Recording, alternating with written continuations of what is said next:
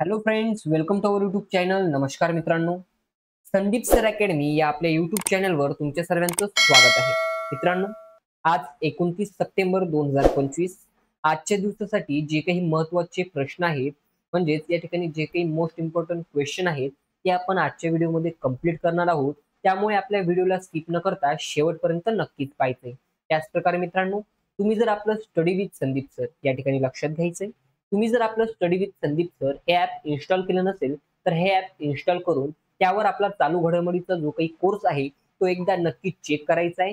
त्यावर तुम्हाला जे काही डेली करंट अफेअर्सचे जे काही व्हिडिओ असतात किंवा पीपीटी नोट्स असतात ते तुम्हाला त्या ठिकाणी प्रोव्हाइड केलेले आहेत. त्यामुळे त्या कोर्सला नक्कीच चेक करायचंय. ओके, चला तर मित्रांनो, जास्त टाइमपास न करता आजच्या व्हिडिओ सेशनला सुरुवात करूया. पहा मित्रांनो, या ठिकाणी पहिला प्रश्न दिलेला आहे, दरवर्षी जागतिक हृदय दिवस केव्हा साजरा करण्यात येत असतो? या ठिकाणी या प्रश्नाचं योग्य उत्तर असणार आहे मित्रांनो ऑप्शन डी.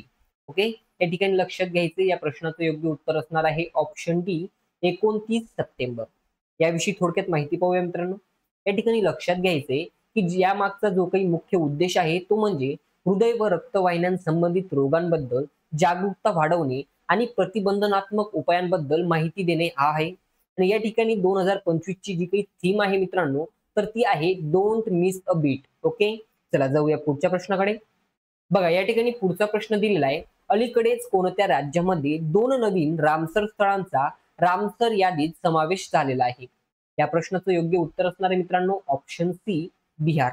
मग ते 2 स्थळ कोणते मित्रांनो? तर या ठिकाणी ते 2 जे काही स्थळ यामध्ये सामील झालेले आहेत, पहिलं आहे गोकुळ जलाशय, बक्सर जिल्हा. त्यानंतर उदयपूर सरोवर, पश्चिम चंपारण जिल्हा. त्यानंतर लक्षात घ्यायचं मित्रांनो, खूपच महत्वपूर्ण माहिती आहे, याला स्टार करायचं आहे की भारतात एकूण किती रामसर स्थळ आहेत? तर 93. हे या ठिकाणी लक्षात ठेवायचे. आणि यांनी जी काही एकूण क्षेत्रफळ या ठिकाणी व्यापलेलं आहे मित्रांनो, तर ते आहे 13,60,719 हेक्टर. एवढे क्षेत्र या ठिकाणी त्यांनी व्यापलेलं आहे. त्यानंतर मित्रांनो, जगात भारताचा तिसरा क्रमांक आहे कशात? तर सर्वात जास्त रामसर स्थळे असण्याचा.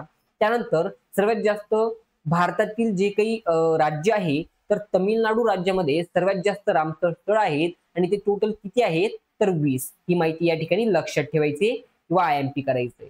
ओके, चला जाऊया पुढच्या प्रश्नाकडे. बघा, या ठिकाणी पुढचा प्रश्न दिलेला आहे, महिलांना आर्थिकदृष्ट्या सक्षम करण्यासाठी खालीलपैकी कोणत्या राज्यात मुख्यमंत्री महिला रोजगार योजना सुरू करण्यात आली आहे? या प्रश्नाचं योग्य उत्तर असणार आहे मित्रांनो ऑप्शन बी, बिहार. याविषयी थोडक्यात माहिती पाहूया. बघा, पंतप्रधान नरेंद्र मोदी यांनी केलेली ही योजना महिलांना स्वयंरोजगार, उद्योजकता आणि उपजीविकेच्या संधीसाठी आर्थिक सहाय्य प्रदान करते. या मागचं जो काही उद्दिष्ट आहे मित्रांनो, तो आहे स्वयंरोजगारात चालना देऊन आणि शेती आणि हस्तकला यासह विविध व्यवसायांसाठी संसाधने उपलब्ध करून देऊन महिला सक्षमीकरणाला प्रोत्साहन देणे हे या योजनेमागचं उद्दिष्ट आहे. हे या ठिकाणी लक्षात घ्यायचं मित्रांनो. चला जाऊया पुढच्या प्रश्नाकडे. भारताने अलीकडेच कोणत्या देशासोबत सेंद्रिय उत्पादनावरील परस्पर मान्यता व्यवस्था म्हणजे MRA अंतर्गत करार केला आहे? या प्रश्नाचं जे काही योग्य उत्तर असणार आहे मित्रांनो, ते म्हणजे ऑप्शन ए, ऑस्ट्रेलिया. बघा, या ठिकाणी लक्षात घ्यायचे, याविषयी जे काही 2 या ठिकाणी मुद्दे दिले आहेत मित्रांनो, यावर थोडं लक्ष देऊया.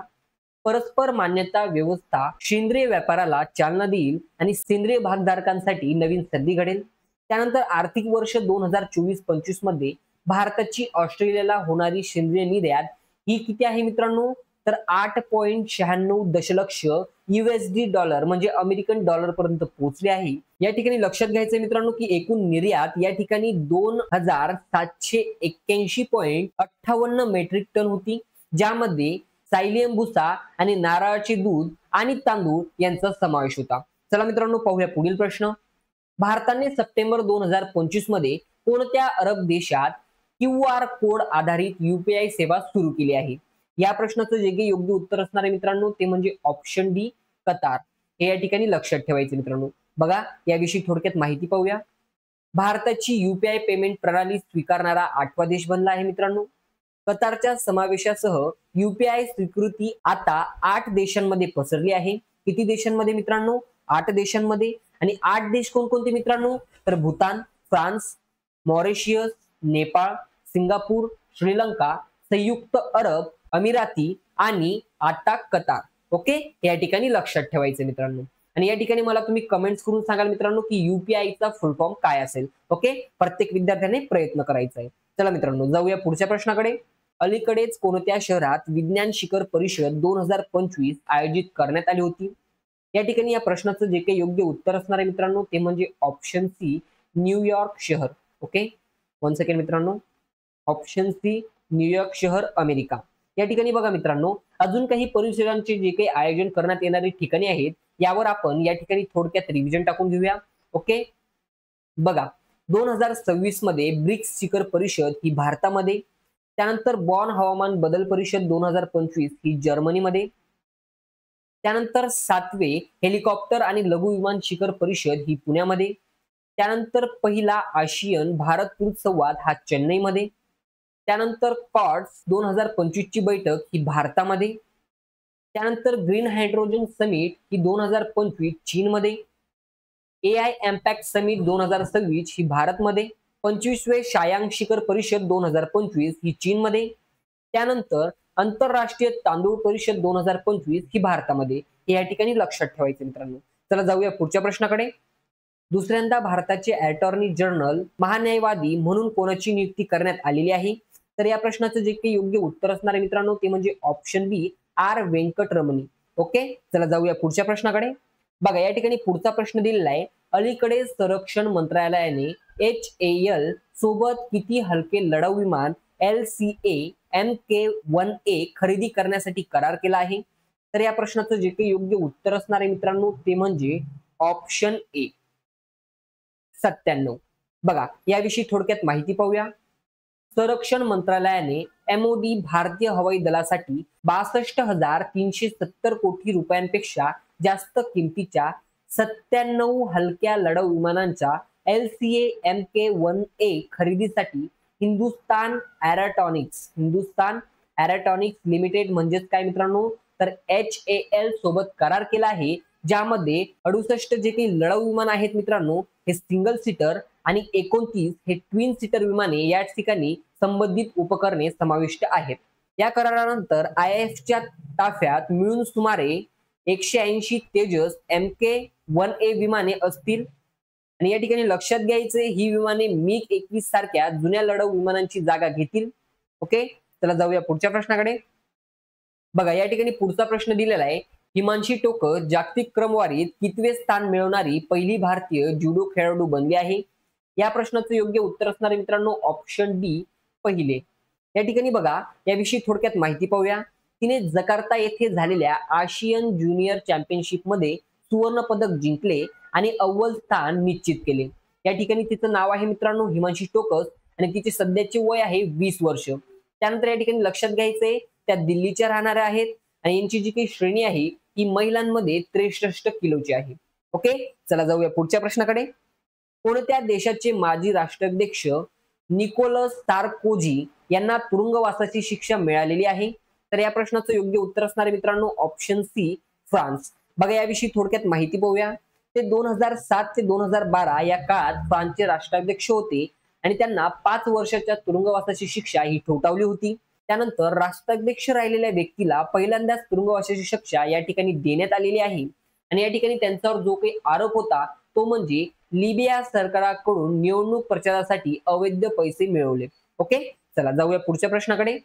बघा या ठिकाणी पुढचा प्रश्न दिलेला आहे. कोणत्या देशातील स्टॅनफोर्ड आणि आर्क इन्स्टिट्यूटने जगातील पहिले AI जनरेटेड जीनोम तयार केले आहे? या प्रश्नाचं जे काही योग्य उत्तर असणार आहे मित्रांनो ते म्हणजे ऑप्शन बी, अमेरिका. हे या ठिकाणी लक्षात ठेवायचे मित्रांनो. बघा याविषयी थोडक्यात माहिती पाहूया. स्टॅनफोर्ड विद्यापीठ आणि आर्क इन्स्टिट्यूट मधील संशोधकांनी जगातील पहिला पूर्णपणे AI निर्मित जीनोम तयार केला आहे.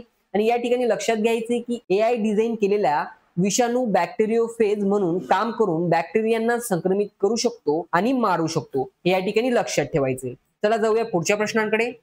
आंतरराष्ट्रीय निसर्ग संवर्धन संघाने म्हणजेच IUCN कोणत्या आखाती प्रदेशातील भारतातील पहिल्या दोंगोंग संवर्धन अभयारण्याला मान्यता देण्याचा प्रस्ताव औपचारिकपणे स्वीकारला आहे?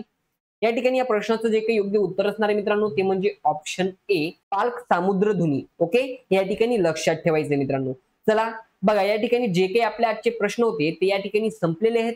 आय होप तुम्हाला व्हिडिओ आवडला असेल, आणि जर व्हिडिओ आवडला असेल तर जास्तीत जास्त विद्यार्थ्यांपर्यंत शेअर करून द्यायचं आहे.